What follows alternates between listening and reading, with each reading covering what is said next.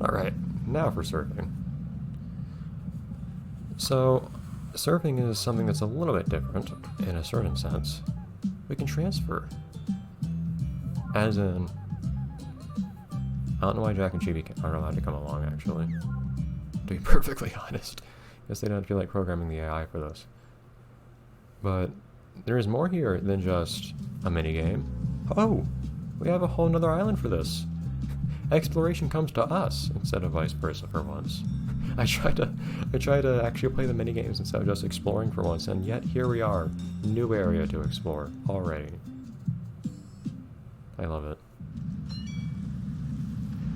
And we're already on the water for whatever reason. Of course, the fun part being I have to figure out how to surf now. So that's what we're gonna be doing for a while, I think. I mean, a good while. I would say actually the complexity of surfing is almost comparable to the complexity of skiing and snowboarding in the earlier games. But of course, my first instinct is not to do any of that. It's to look at the world around me. I want to go to the Rainbow Wave Surf Shop.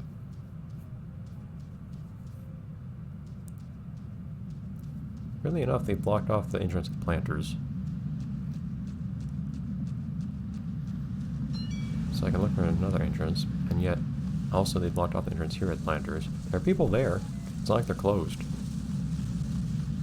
The Granny's not allowed in. I'm not sure what Granny ever did to get banned from the Rainbow Surf Shop, but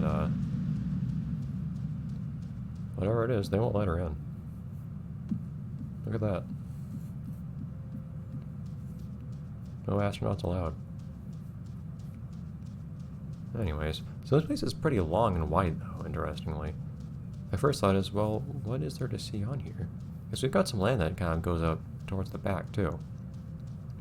So my first thought, I think the bits of Pirate Granny are still in my head. My first thought is let's look for treasure.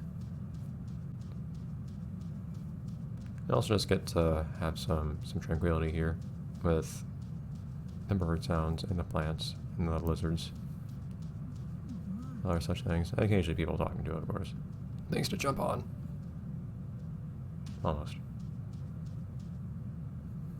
Or jump against, at least. When you look at it from the back, this thing almost looks like a slide or something, but no, it's just a lifeguard tower. Which is surprisingly difficult to walk up. There you go. Which you cannot jump through, in case you're wondering. Oddly, there's nobody manning it. I'm not sure why that is. You would figure there'd be someone in there. Lizard. There are lots and lots of lizards in this place.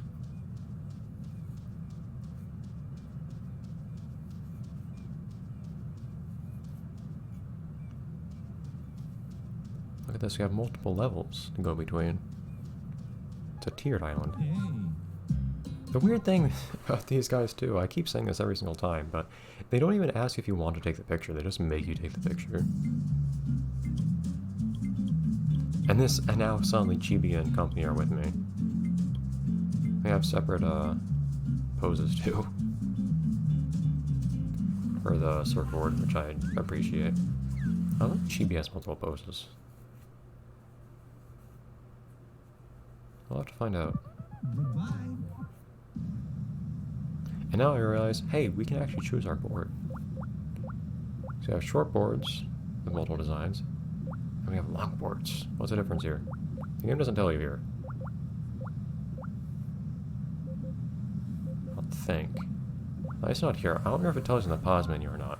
You can also change in the pause menu, kind of how you can change, I think, between skis and snowboard, and Wii ski and snowboard in the pause menu.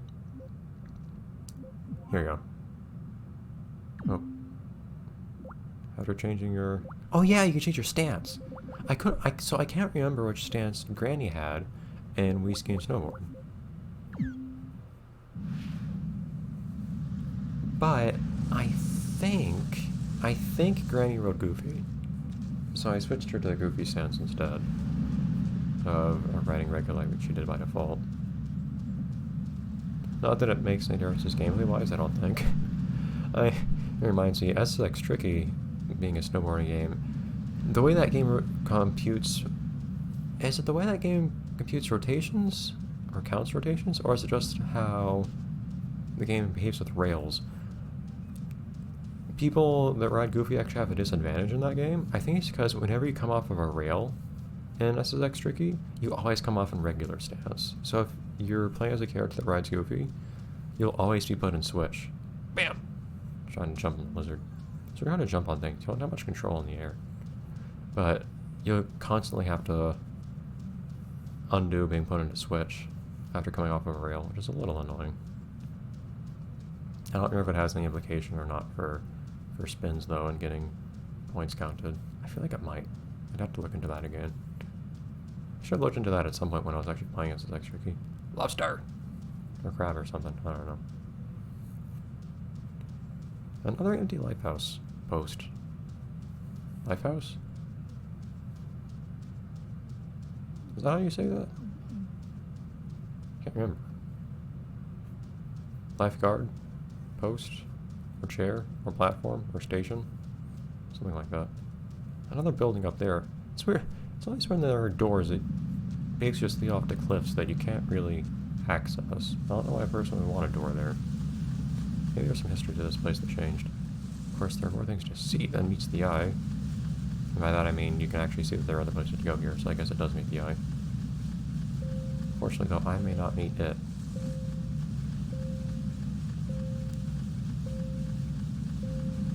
Really enough, you're not really allowed to go everywhere that the map shows you exists. Now this is my first encounter with waves, so now I'm just trying to figure out how to do things. The game has stopped telling me how to do anything on the surfboard. So now I'm trying to figure out how to do anything of any import at all. So we've got waves. Of course, it doesn't help that I've never actually really been aware of how surfing works to begin with. I like that mountain in the background. You can see birds flying too. I love it. So, of course, not really knowing what one would do even in real life doesn't really help. So far as figuring out what to do here.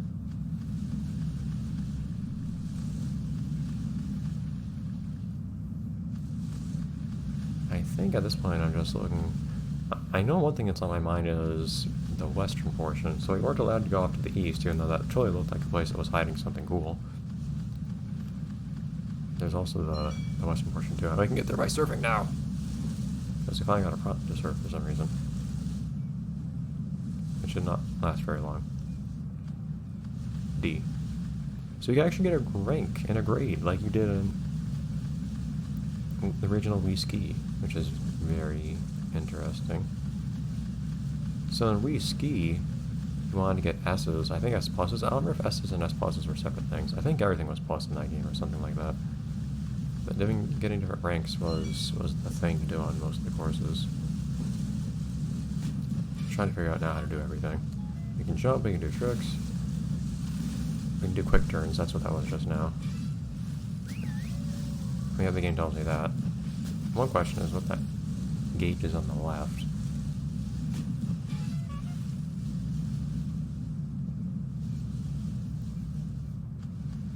That didn't fare that much better. But it's pretty simple how you get scored. You have trick points, how long you were on the wave, and then falling, basically. At least messing up tricks. Even if not wiping out entirely.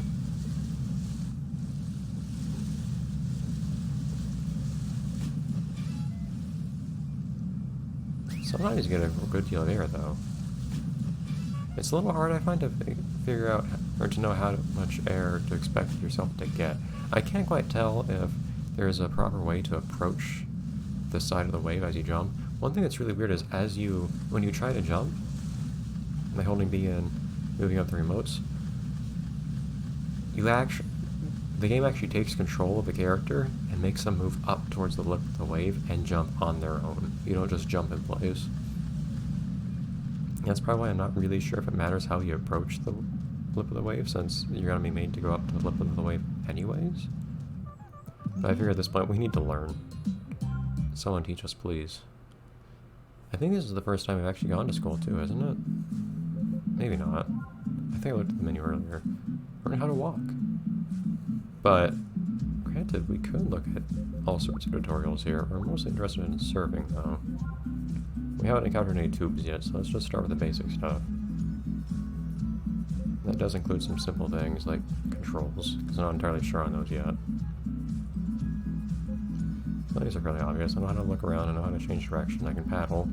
The duck dive is a good thing to start with.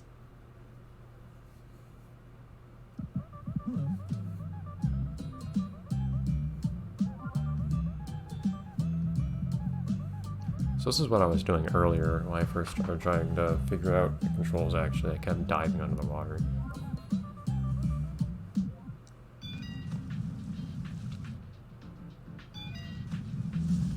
But as it says, you can dive under a wave. The point being that it lets you go past the wave and just kind of ignore it instead of getting stuck on it or anything like that.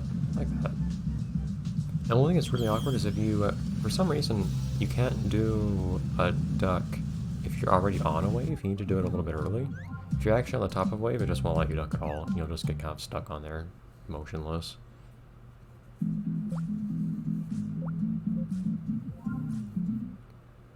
Learning how to surf at all would be good.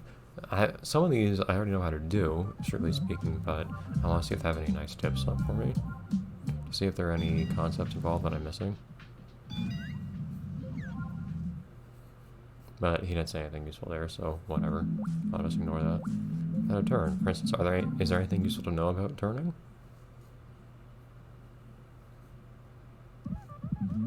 Is there anything more to turning than just rotating? I love how expressionless and motionless these mannequin figures are. They're a lot more detailed than the stick figures that you got in the earlier versions, granted.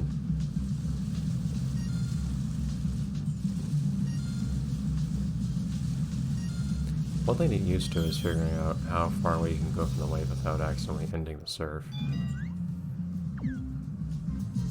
Although this time I figure I might as well just try it out myself anyways, just to get the hang of it. Even though they didn't tell me it's anything interesting.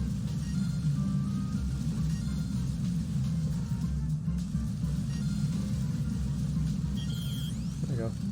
The music in this game has a very different flavor to it, I'm noticing, than the previous games. I still like it. I do miss hearing all the other Namco music over the intercom, though. It's weird to me. I've never really encountered a game like that, though, that has some kind of omnipresent intercom like that. Where you're just not only hearing people talk over the intercom, and sometimes, and fairly often, realistic fashions, but also hearing music over the intercom that sounds like it's over an intercom, too. That's something to me that is very, very signature of the first two Wii Ski and Snowboard games.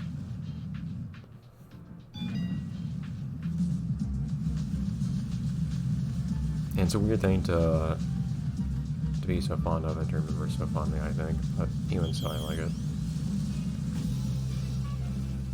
So really, I don't know when you actually lose balance. Like, you saw, I messed up a trick there, I didn't lose balance in the way that I had to, in the sense that I had to recover. I don't know when you have to recover, actually. I don't know what causes that. Like, if someone bumps into you or something? I actually don't know.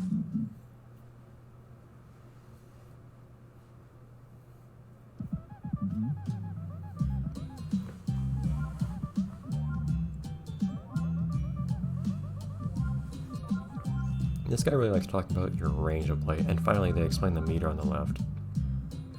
So it's just a meter that tells you how much you can jump. It's a little strange, because you just, as far as I can tell, you just gain air over time. I don't know if there's anything that makes you gain air more quickly. The game doesn't say so, at least. And again, I don't know if there's anything that affects how high you jump in terms of how you approach the lip of the wave. Crest, more like, I guess. You quick turn too quickly. The quick turn is very fast on here. If you do it too quick, you'll do a 360 by accident. But you see, I was basically motionless there, and then I jumped pretty high. I feel like I jumped higher the second time than the first one, though. And also, for some reason, the meter freezes after you complete all the tutorials. I noticed the only difference between 1 and 2 for the lesson review is shortboard and longboard. So let's find out the difference between the longboard and shortboard then, because this is one thing I was curious about. This is one thing that reminded me of SSX Tricky, actually. I figure that shortboards are better for tricks, of course, and that's usually how it goes. in anything like this where you have a board of some sort you can use where you have a short and a longer option. Oftentimes the longer one's better for speed and the short one for tricks some way or another.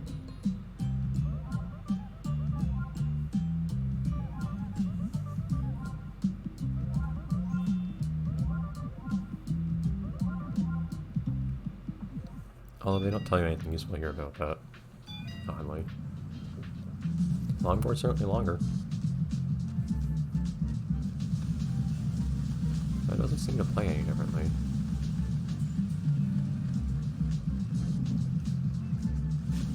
So I can go far out and ride away. Yeah, you can go pretty far out in the game too. I'm gonna go to the third wave behind this time. I'm gonna get some real wave time.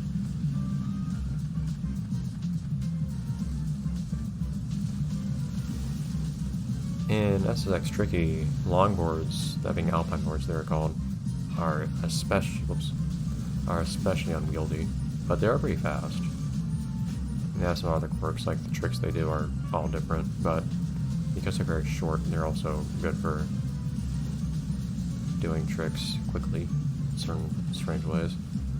But they're oriented in a particular direction, which this surfboard is too, but in this game, you can't ride switch on your surfboard to begin with, so it doesn't actually matter.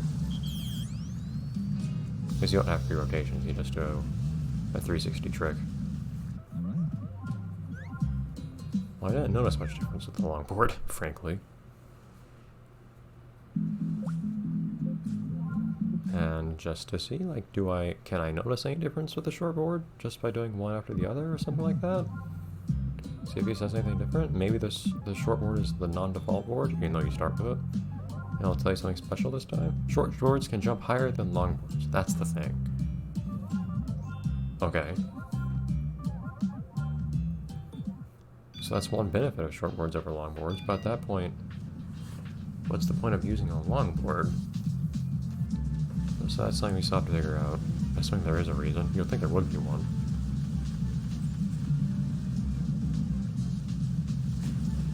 Let's try out using a shortboard and see if we can notice how much more air we get.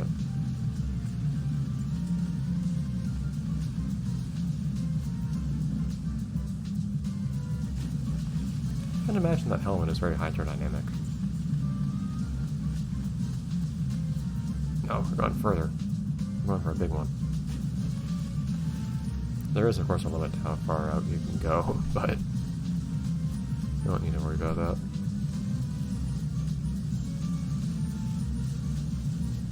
It's kind of weird how you just kind of have to wait until you have your meter pulled up, honestly.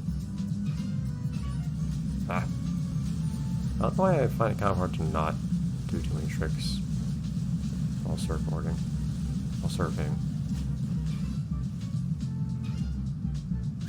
This does have a little bit of the issue that you had in Wii Ski and Snowboard, where oftentimes you try to do a trick and you don't. So part of the key to doing tricks is doing them quickly without running to the issue of the character just not responding for some reason.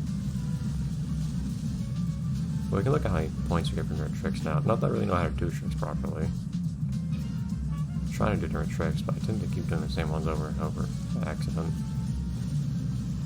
But you get a bonus for doing multiple tricks of different kinds in one air, which is a pretty good thing to keep in mind. That being said, we'll probably... This ended up a little long, so we'll continue this next time. Bye, everyone.